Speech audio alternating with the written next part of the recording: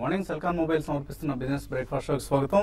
Asian markets లో positive trading trend కనిపిస్తుంది. Are mixed trading trend అనుకోవచ్చు. 1-2 ఇండిసెస్ నష్టాలు ట్రేడ్ అవుతున్నా, మిగతా ఇండిసెస్ పాజిటివ్ గా ట్రేడ్ అవుతున్నాయి. సో ఎస్ఎక్స్ నిఫ్టీ ఇండికేట్ చేస్తుంది మన మార్కెట్స్ ఒక గ్యాప్ అప్ ఓపెనింగ్ కోసం సన్నద్ధం అవుతున్నాయని. సో 9,000 పాయింట్ల సమీపంలో ట్రేడ్ అవుతుంది SX Nifty.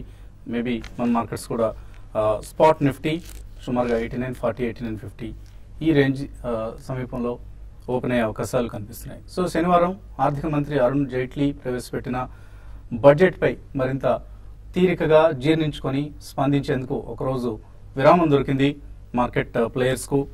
So broking companies కావచ్చు, ఫారిన్ ఇన్స్టిట్యూషనల్ ఇన్వెస్టర్స్ కావచ్చు, ఈ బడ్జెట్ పై చాలా పాజిటివ్ గా ఉన్నారు. ఇది ఒక గ్రోత్ ఓరియంటెడ్ బడ్జెట్ గా అభివర్ణిస్తున్నారు. ఇన్ఫ్రాస్ట్రక్చర్ రంగానికి పెద్దపీట వేయడం జరిగిందని, అలాగే కార్పొరేట్ ట్యాక్స్ తగ్గించడం వచ్చే 2 ఏళ్లలో కూడా 2-3 సంవత్సరాల్లో కార్పొరేట్ ఎర్నింగ్స్ ను మరింతగా పెంచబోతుందని కొన్ని కంపెనీస్ అయితే, మోర్గాన్ స్టాన్లీ లాంటి బ్రోకింగ్ సంస్థలు అయితే కార్పొరేట్ ఎర్నింగ్స్ 24% పెరుగుతాయి నెక్స్ట్ 24 years లో. ఆర్ సిఏజిఆర్ 20% ఉండొచ్చు అన్న అభిప్రాయాన్ని వ్యక్తం చేస్తున్నాయి. సో ఇవన్నీ కూడా ఒక పాజిటివ్ సెంటిమెంట్ కు దారితీస్తున్నాయి. FIs in fact foreign institutional investors కి ఈ బడ్జెట్ లో చాలా స్ట్రాంగ్ బూస్టర్ దొరికినట్లు చెప్పుకోవచ్చు. ఎందుకంటే గార్ జనరల్ యాంటీ అవాయిడెన్స్ రూల్స్ 2 సంవత్సరాలు వాయిదా పడ్డాయి అమలు చేయడం అనేది. అలాగే మ్యాట్ పరిధి నుంచి ఫారిన్ ఇన్స్టిట్యూషనల్ ఇన్వెస్టర్స్ ని తొలగించారు. ఆల్టర్నేటివ్ ఇన్వెస్ట్మెంట్ ఫండ్స్ లో ఇన్వెస్ట్ చేసేందుకు ఎఫ్ఐఎస్ ఒక చక్కటి రెవెన్యూ చూపించారు. ఇటువంటివన్నీ కూడా ఎఫ్ఐఎస్ సంబంధించి పాజిటివ్ అంశాలు కాబట్టి ఎఫ్ఐఎస్ ఇన్వెస్ట్మెంట్స్ ఈ సంవత్సరం నుంచి, అంటే ఇప్పటి నుంచి మరింత ఉధృతమయ్యే అవకాశాలు కనిపిస్తున్నాయి. అలాగే ఇన్ఫ్రాస్ట్రక్చర్ రంగంలో 6 crore హౌసెస్ వచ్చే 7 సంవత్సరాల్లో 6 కోట్ల ఇళ్లు కట్టాలన్న ప్రభుత్వ నిర్ణయం కావచ్చు. అలాగే 1,00,000 కిలోమీటర్ల రోడ్స్ నిర్మించాలన్న ఉద్దేశం కావచ్చు. ఇవన్నీ ఇన్ఫ్రా రంగానికి ఈ సంవత్సరంలోనే, అంటే 2015-16లోనే సుమారుగా 70,000 కోట్ల రూపాయల అడిషనల్ ఇన్వెస్ట్మెంట్స్ ఈ రంగంలోకి వస్తాయన్న క్యాల్కులేషన్స్ ఉన్నాయి. సో ఇదంతా కూడా ఒక అలాగే ఆర్ఈఐటీస్ ను ప్రోత్సహించడం ఒక స్పష్టత ఇచ్చారు. ఇప్పుడు టాక్సేషన్ సంబంధించి ఆర్ఈఐటీస్ లిస్టింగ్ కి ఎక్కడి నుంచి ఈజీ అవుతుంది ఆర్ఈఐటీస్ ని లిస్ట్ చేయడం, ఇవన్నీ కూడా రకరకాల చర్యలు. అవన్నీ ఒక మనం 10 నిమిషాలు చెప్పుకునే అంశాలు కావు. బట్ ఓవరాల్ గా బడ్జెట్ పై మార్కెట్ లో అయితే పాజిటివ్ స్పందన ఉంది. తెలుగు రాష్ట్రాలకు అన్యాయం జరిగిందని మనం ఇక్కడ గగ్గోలు పెట్టొచ్చు కాక, కానీ బడ్జెట్ మార్కెట్స్ ఇటువంటి అంశాలను దృష్టిలో తీసుకోదు కదా, పరిగణలోకి తీసుకోదు కాబట్టి, అండ్ ఓన్లీ కార్పొరేట్ టాక్సేషన్ ను దేశ కార్పొరేట్ రంగంపై, ఇన్ఫ్రాస్ట్రక్చర్ రంగంపై ఈ బడ్జెట్ ఎటువంటి ప్రభావం చూపిస్తున్న అంశాన్ని పరిగణలోకి తీసుకుంటాయి. సో చాలా పాజిటివ్ సెంటిమెంట్ నెలకొని ఉంది. అండ్ ప్రైవేట్ బ్యాంక్స్ కావచ్చు, ఇవాళ హైబీటా స్టాక్స్ లో చాలా ఎక్కువ యాక్షన్ ఉండే అవకాశం కనిపిస్తుంది. మనం మొన్న కూడా చూసాం, శనివారం రోజు కూడా బ్యాంక్ నిఫ్టీ 600 పాయింట్లకు పైగా లాభంతో క్లోజ్ కావడం చూసాం. So all public private sector bank stocks లాభాలతో క్లోజ్ కావడం కూడా చూసాం. ప్రత్యేకించి బ్యాంకింగ్ ఫైనాన్షియల్ సర్వీసెస్ సెక్టర్కి ఇది చాలా పాజిటివ్ బడ్జెట్ గా మనం చెప్పుకోవచ్చు. వాళ్ళ సమస్యలకు కొంత మేరకు పరిష్కారం దొరికిందని చెప్పుకోవచ్చు. ఎన్బిఎఫ్సిస్ కూడా ఒక స్ట్రాంగ్ సర్ఫేస్ యాక్ట్ ఇప్పుడు వాళ్ళకు కూడా అప్లై అవుతుంది కాబట్టి మరింత అగ్రెసివ్ గా మార్కెట్ లో లెండింగ్ వెళ్ళడానికి, నాన్ పెర్ఫార్మింగ్ లోన్స్ లాంటివి అటువంటి ప్రాబ్లమ్స్ ఏమైనా ఫేస్ అయితే వాళ్ళు సొల్యూషన్స్ కూడా ఈ బడ్జెట్ లో దొరికాయని చెప్పుకోవచ్చు. సో ఆల్ ఇన్ ఆల్ ఒక పాజిటివ్ స్పందన మార్కెట్ నుంచి లభిస్తుంది ఈ బడ్జెట్ కు. Budget is a gone event now. ఇక్కడ నుంచి మళ్ళీ గ్లోబల్ క్యూస్ కావచ్చు, ఆర్ మళ్ళీ రేట్ కట్స్ మీద ఉండే అటు ఇటు ఉండే అనుమానాలు, అంచనాలు, వీటితో మార్కెట్స్ ప్రభావితం అయ్యే అవకాశాలు ఎక్కువ కనిపిస్తున్నాయి. ఈ పరిస్థితి మీద అనలిస్ట్ ఏమంటున్నారో అడిగి తెలుసుకుందాం. సో అందరూ ఎదురు చూసిన బడ్జెట్ ఈవెంట్ బైనరీ ఈవెంట్ అయిపోయింది. సో ఇక్కడ నుంచి మార్కెట్స్ మార్చ్ సిరీస్ కావచ్చు, ఆర్ తర్వాతి సిరీస్ లో ఎలా బిహేవ్ చేస్తాయి అనుకుంటున్నారు?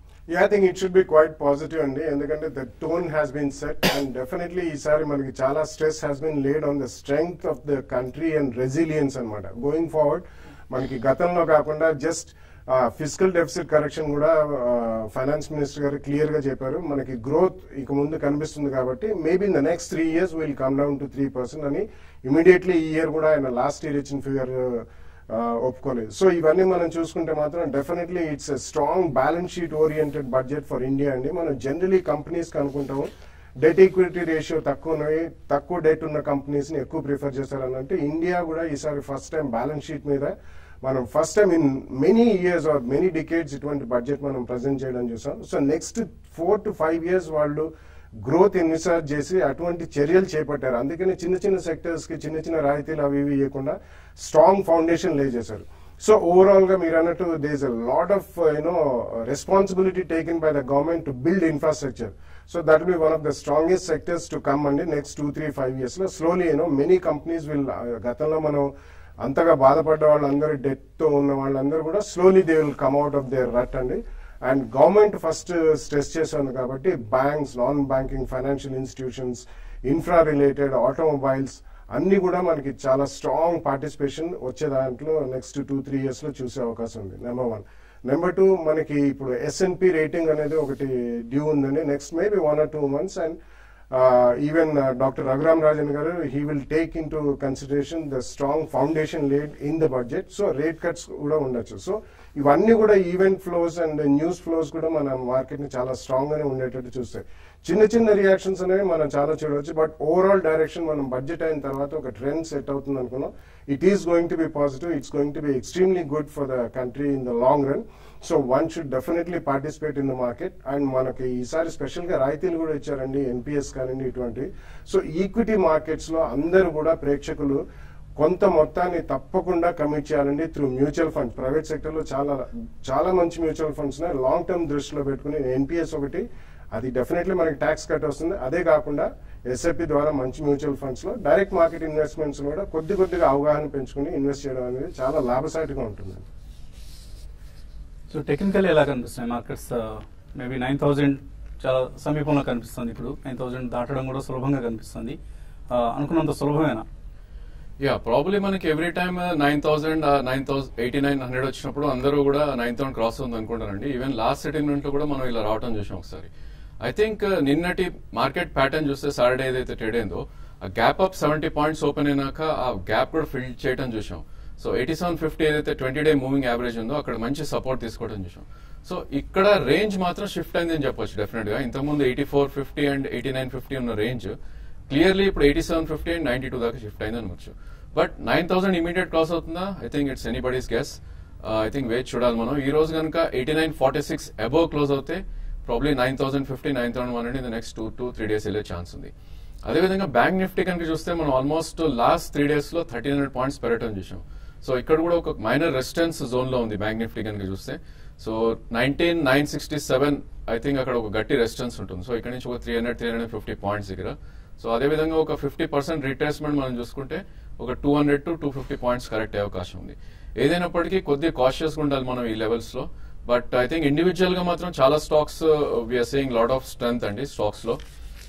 మనం స్టాక్స్ కనుక చూస్తే ఇండస్ ఇండ్ బ్యాంక్ ఏదైతే ప్రైవేట్ బ్యాంకింగ్ స్పేస్ లో ఉందో లాస్ట్ టైం బ్యాంక్ నిఫ్టీ 21,000 ఉన్నప్పుడు అది అరౌండ్ 900 ఆ లెవెల్లో క్లోజ్ అయ్యి ప్రాబ్లీ కరెక్ట్ అవడం చూసాం. సో బ్యాంక్ నిఫ్టీ రోజు 1,500 పాయింట్స్ డౌన్ ఉన్నా కూడా అది న్యూ హై బ్రీచ్ అవడం చూసాం. సో ఇలాంటి స్టాక్స్ మనం పిక్ చేసుకోవాలి ట్రేడింగ్ కి. సో ఇండస్ ఇండ్ బ్యాంక్ ఇక్కడ తీసుకోవచ్చు మనం. 916 కరెంట్ మార్కెట్ ప్రైస్ ఉంది. 890 స్టాప్ లాస్ పెట్టుకుంటే 945 అండ్ 980 దాకా వెళ్ళే ఛాన్స్ ఉంది. అదేవిధంగా డిష్ టీవీ చూసాం మనం చార్ట్స్ లో 24 months హై ఏదైతే 85 ఉందో దాని అబోవ్ క్లోజ్ అవడం చూసాం. సో ఇక్కడ నుంచి ఒక 12 to 15 రూపీస్ పెరిగే ఛాన్స్ ఉంది Dish TV.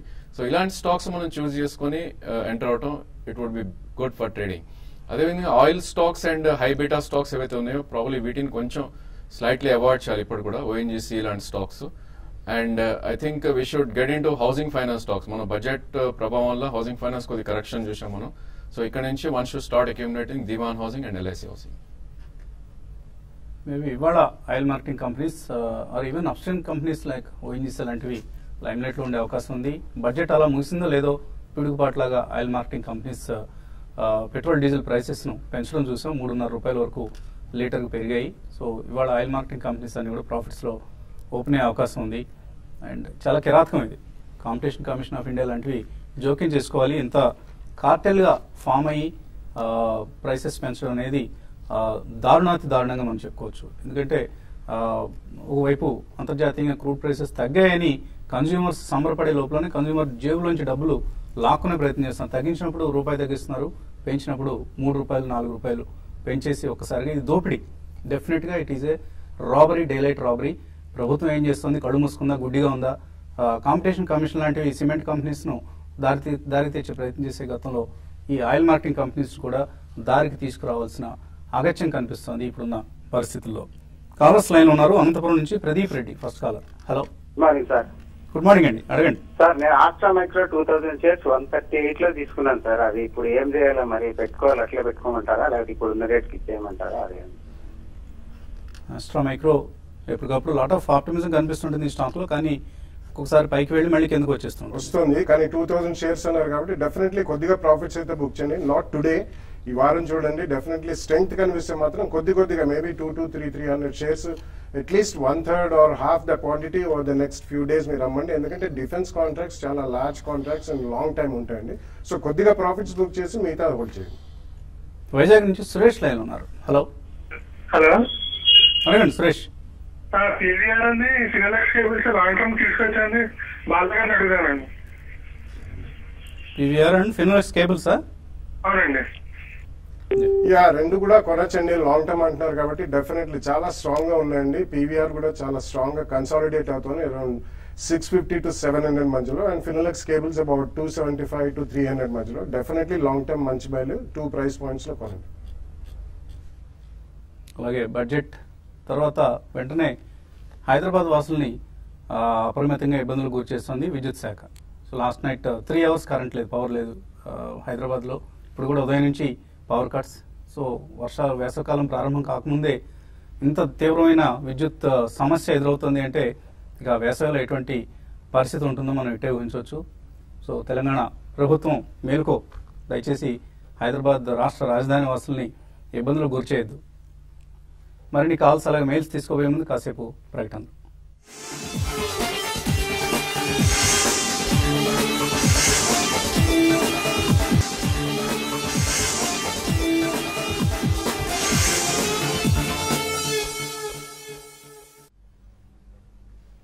Celkon mobiles business breakfast షోకి తిరిగి స్వాగతం. 9002 దగ్గర ట్రేడ్ అవుతుంది HX నిఫ్టీ. సో ఒక గ్యాప్ అప్ ఓపెనింగ్ కోసం నిఫ్టీ సిద్ధమవుతోంది. మనకు తెలిసిందే 8900 మార్క్ దగ్గర సాటర్డే రోజు నిఫ్టీ క్లోజ్ అయిన సంగతి.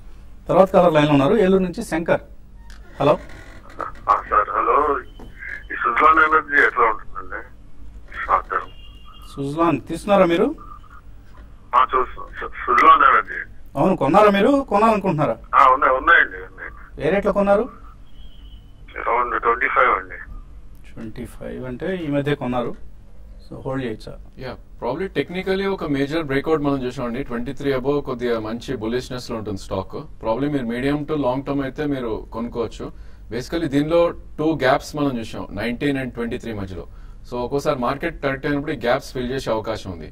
అదేవిధంగా ఈ షేర్ కనుక క్లోజింగ్ అబోవ్ 31.5 అయితే కనుక మేబీ 40 to 40 దాకా వెళ్లే అవకాశం ఉంది. Medium to long term hold చేయండి.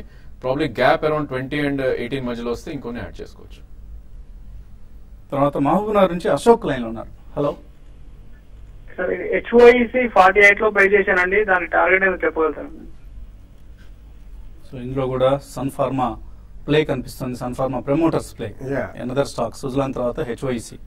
Can one gentleman make the difference? Probably yes. So ఇటువంటివి మనం కొద్దిగా రిస్క్ తీసుకుని కాషియస్ గా బై చేయండి, బట్ ఎక్కువ క్వాంటిటీలో కొనొద్దు. బట్ స్లోలీ కొద్దిగా మన ఇది గాడ్ మీద పడినప్పుడు కొద్దిగా క్వాంటిటీ పెంచొచ్చు. But still you can bet on Dilip Sanghvi's capability to revive companies అండి, because is a very strong man with a deep pockets. So కొద్దిగా కొనుక్కోండి. సో ఆల్రెడీ కొన్నారు కాబట్టి హోల్డ్ చేయండి. మేబీ కొద్దిగా కరెక్షన్స్ వస్తున్నప్పుడు మరి కొన్ని యాడ్ చేసుకోవచ్చు కూడా అనిపిస్తుంది. నంద్యాల నుంచి విశ్వనాథ్. హలో అడగండి Vishwanath. Sir, Idea March future ఎలా ఉంటుంది? ఐడియా మార్చ్ ఫ్యూచర్స్ లాంగ్ పొజిషనా బై చేద్దాం అనుకుంటున్నారు? ఐ థింక్ బేసికలీ ఫ్యూచర్స్ అంటున్నారు. Idea is a non performing stock అండి. For that matter I think all telecom companies కొద్దిగా అన్పర్ఫార్మ్ చేయడం చూస్తున్నాం. ప్రాబ్లీ ఇది మీరు పొజిషన్ ఉంటే కనుక అరౌండ్ 148 స్టాప్ లాస్ పెట్టుకుని హోల్డ్ చేయాలి. ఐ థింక్ 58 and 62 మధ్యలో ఒక గట్టి రెసిస్టెన్స్ ఉంది. సో అక్కడికి వస్తే ప్రాఫిట్ బుక్ చేసుకోవాలి. కడప నుంచి సతీష్ లైన్ ఉన్నారు. హలో సార్, నమస్తే సార్. నమస్తే అండి, అడగండి. సరే, యూకో బ్యాంకు సింటెక్స్ చాలా రోజులు ఎట్లా సార్ తర్వాత ఇప్పుడు ఉంచుకోమంటారా? యూకో బ్యాంక్ సింటెక్స్ ఏ రేట్లో కొన్నారు మీరు? సింటెక్స్ 105 లో ఉన్నాను సార్. యూకో బ్యాంకు 88 లో ఉన్నాను సార్. ఓకే అండి, ఈ రెండు హోల్డ్ చేయొచ్చా? I think Sintex is a hold అండి. ప్రాబ్లీ కొద్ది డిప్స్ లో బై చేయొచ్చు. ఇది మనకి 105 అబౌవ్ ఎగ్జాక్ట్లీ మీరు గుణ దగ్గర బ్రేక్అవుట్ రావడం చూసాం. So currently it's trading around 117. So 137 to 140 దాకా వెళ్ళే ఛాన్స్ ఉంది.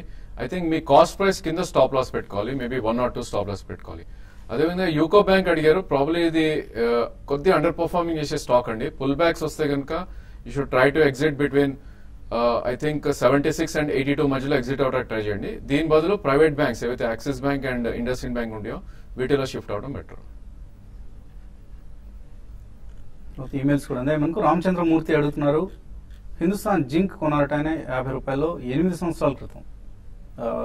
ఇప్పుడు దీన్ని మెచ్ చేస్తారంటున్నారు కాబట్టి ఇలా ఏం చేయాలి, ఎటువంటి సలహా ఇస్తారు?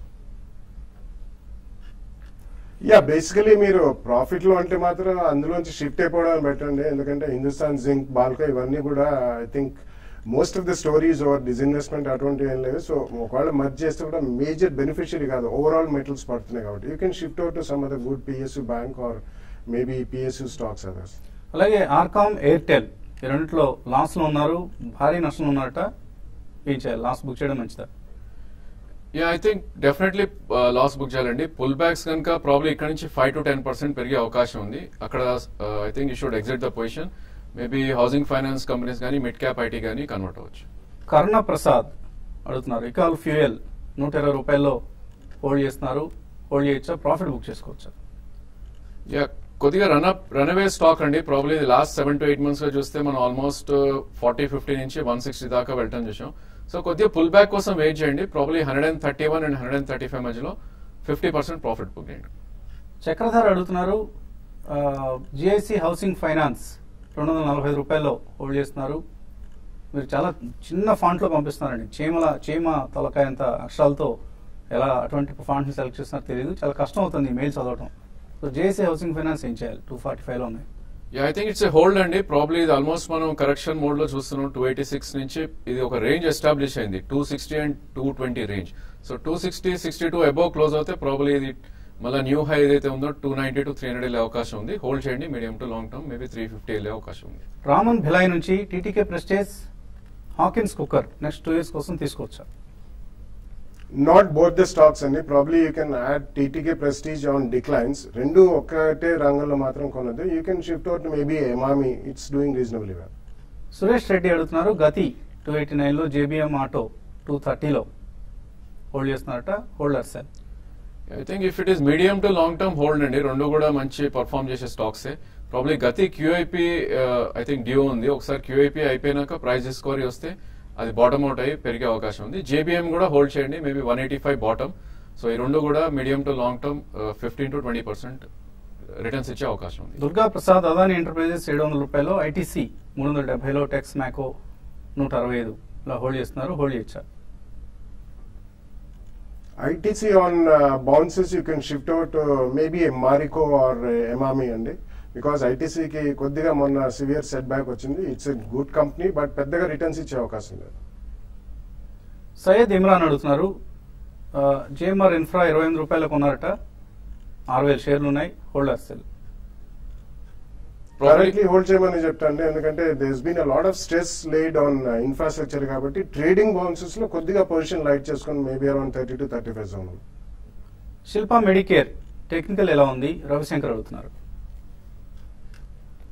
I think it's trading range bound అండి. ప్రాబ్లీ ఐ థింక్ అరౌండ్ 380-400 ఆ రేంజ్ లో సపోర్ట్ కనిపిస్తుంది. సిహెచ్ శ్రీనివాస్ భీమవరం నుంచి అడుగుతున్నారు, నెట్వర్క్ 18 కొన్నారట, 67 రూపాయల్లో లాస్ లో ఉన్నారు, ఏం చేయాలి, హోల్డ్ చేయొచ్చా? Probably short term two medium term hold చేయండి. ప్రాబ్లీ 42 రూపీస్ స్టాప్ లాస్ పెట్టుకోవాలి. 56 to 57 వస్తే ఎగ్జిట్ అయ్యే ప్రయత్నించాలి. అండ్ సుబ్బయ్య అడుగుతున్నారు, ఎస్ఎంఎస్ ఫార్మా 520లో, మోయిల్ మ్యాంగనీస్ 4 ఇండియా లిమిటెడ్ 310లో కొన్నారు, లాంగ్ టర్మ్ కోసం 3 years కోసం హోల్డ్ చేయొచ్చా? హోల్డ్ చేయమని చెప్తాండి. రెండు కూడా reasonably good companies, so hold both. Ranganath అడుగుతున్నారు, క్యాపిటల్ ఫస్ట్ లాంగ్ టర్మ్ కోసం కొనుక్కోవచ్చు ఇక్కడ? Definitely you can buy it in 2 price points with a 10% correction only. Long term it's going to be one of the best NBFCs. అలాగే PNB average price 200 రూపాయల్లో ఉన్నాయి ప్రవీణ్ దగ్గర, మరికొన్ని కొనుక్కోవచ్చు ఇక్కడ? I think you can take a chance అండి. Probably మొన్నే bottom out అవటం చూసినాం అరౌండ్ 158. ఇప్పుడు 20-day moving average about trade అవుతాం చూస్తున్నాం 168. సో స్ట్రిక్ట్లీ 158 స్టాప్ లాస్ పెట్టుకుని కొనండి. ప్రాబ్లీ 192, 194 దగ్గర ఎగ్జిట్ అవడానికి ప్రయత్నించండి. కోల్ ఇండియా డివిడెండ్ అనౌన్స్ చేశారు. ఎప్పుడు డివిడెండ్ వస్తాయి? రికార్డ్ డేట్ గురించి అడుగుతున్నట్లు ఉన్నారు. కిరణ్ కుమార్ ఏం చేయాలి? కోల్ ఇండియా టోటలీ సైడ్ వేస్ మూవ్మెంట్ ఉన్న స్టాక్ అండి. గత 6 నెలలుగా చూస్తే 339 నుంచి 398 ఆ లెవెల్లో ట్రేడ్ అవటం చూస్తున్నాం. సో ప్రాబ్లీ బ్రేక్అవుట్స్ అరౌండ్ 400, 402 వస్తే అక్కడ కొద్దిగా ఎగ్జిట్ అవడానికి ప్రయత్నించండి. మీరు ఓన్లీ డివిడెండ్ కోసం చూస్తున్నారా లేకపోతే స్టాక్ గురించి అడిగారన్నది స్పష్టత లేదండి కోల్ ఇండియా. ఎనీవే ప్రస్తుతానికి హోల్డ్ చేయండి. కోల్ సెక్టర్ సంబంధించి రకరకాల వార్తలు వస్తున్నాయి కాబట్టి. ఇది ఇవాల్టి Celkon mobiles business breakfast show. మధ్యాహ్నం 1:30 స్మార్ట్ ఇన్వెస్ట్లో మళ్ళీ కలుద్దాం.